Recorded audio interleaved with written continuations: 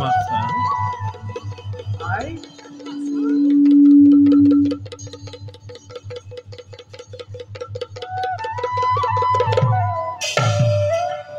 পিতা আৰু আই বাছা পুত্ৰৰ সেৱা গ্ৰহণ কৰ ওঠ বাছা বাছা সিন্ধু পিতা দৃষ্টিহীন পিতা মাতাৰ আচলৰ ধন কচোন বাছা শুনো তোৰ মুখেৰে আমিনো কিমান দূৰ পালোহি বাছা কিমান দূৰ পালোহি পিতা বাছা আমি এতিয়া বাছা অযোধ্যাৰ দক্ষিণ প্ৰান্তৰ সীমামূৰীয়া অৰণ্যৰ মাজত অযোধ্যা বাছা তই আমাৰ জীৱনৰ একমাত্ৰ সম্পদ বাছা তোৰ বাহিৰে যে আমাৰ কোনো নাই বাছা কোনো নাই বাছা কোনো নাই মাতৃ নেদেখিলো নিজ পুত্ৰ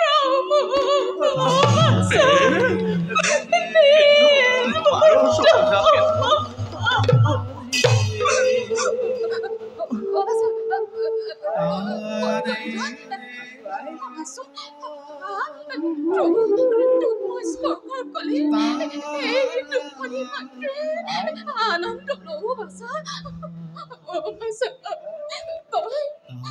তই আৰু কিমান কষ্ট কৰিলি বাছা তই কিমান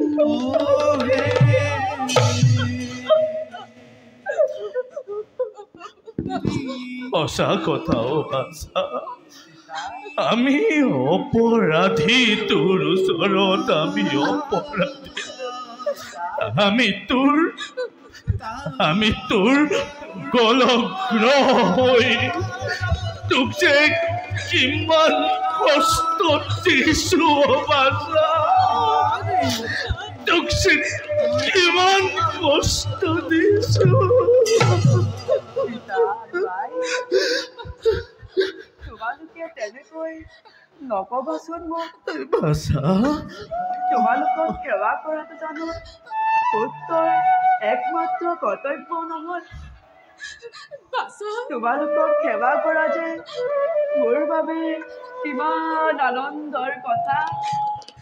এই কথা মই তোমালোকক বুজাম কেনেকৈ বাছা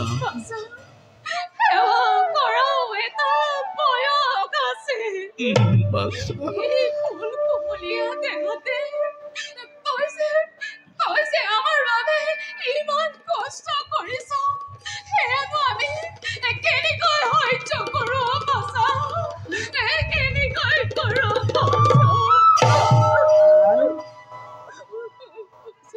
যি পিতাৰ বাবে এই বিৰঞ্জা সৃষ্টি দেখিলো বাছা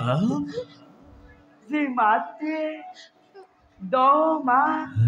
10 দিন গৰ্ভত ৰাখি পক্ষৰ অমৃতেৰে মোক ডাঙৰ দীঘল কৰিলে সেই কথা বাৰু মই কেনেকৈ পাহৰিম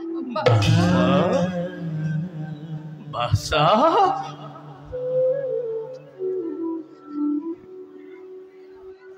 বাছা পিতা তথাপিও বাছা তই এই কোমল বয়সতে আমাৰ পূজা কৰি আছ বাছা সেয়া যে আমাৰ বাবে বৰ কষ্টকৰ বৰ কষ্টকৰ পিতা অন্ত হ'লেও তোমালোকৰ পশ্চাত থাকি মই সাহস পাওঁ তোমালোকৰ অবিহনে মই কিনেই নিথৰা হৈ পৰিব পিতা কিনেই নিথৰা হৈ বাছা বাছা বুলি শুনো যেতিয়া এষাৰি মাত বাছা মোৰ হাত পৰি যায় অ' পিতা বাছা পিছে পিতা আৰু আই তই দেখোন বৰ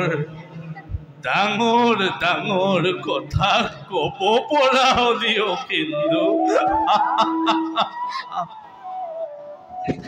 এৰা জীৱনে শিকাইছে তোৰ যি বয়সত তোৰ সমনীয়াই হাঁহি ধেমালি ৰং ৰহস্যেৰে জীৱন উপভোগ কৰিছে সেই সময়ত তই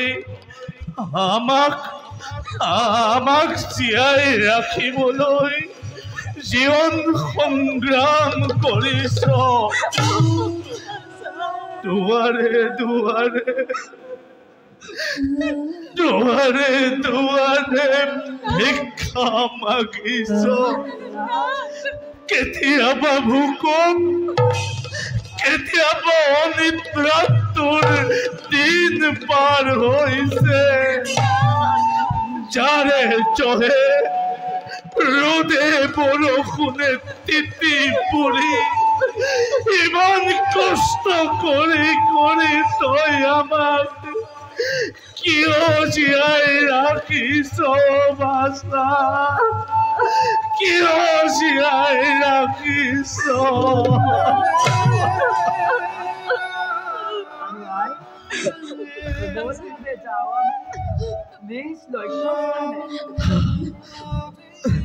বল বল বল বাছা বল বল বল বল বল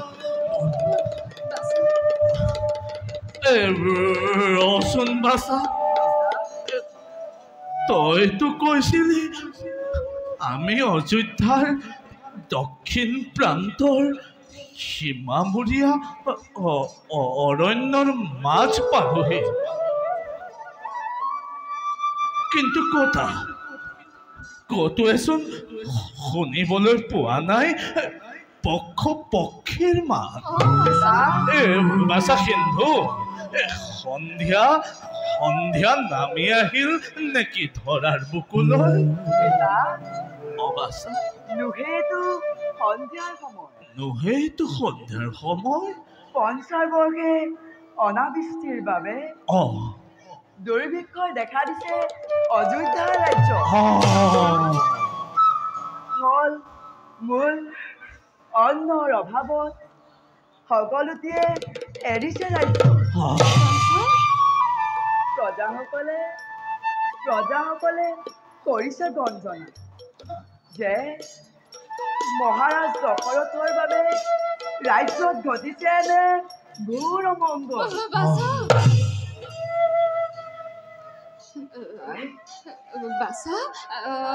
বাছা কিন্তু আমাৰ শ্ৰীফলা আশ্ৰমতো হৈছে নেকি ফল মূলৰ অভাৱ নাই প্ৰিয়ে আমাৰ শ্ৰীফলা আশ্ৰমত হোৱা নাই একো ফল মূলৰ অভাৱ কিন্তু মনত মোৰ লাগিছে বেজাৰ ৰাজা দশৰথৰ বাবে এই অযোধ্যাৰ প্ৰজাই আজি ভুঞ্জিছে নিকাৰ ৰাজা দশৰথ কিয় তই ডুবালি উপৰি পুৰুষৰ নাম পবিত্ৰ শিক্ষা কুকুলত জন্ম লৈ অপবিত্ৰতাই কৰি ধৰণে কিয় তই অত্যপিৰু ৰাজতন্ত্ৰ কৰি আছ ধাৰক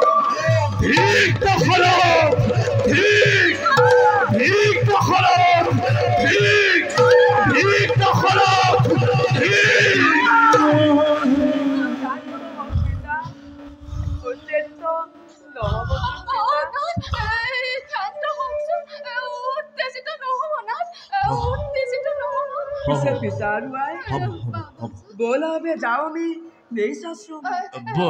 বল কিন্তু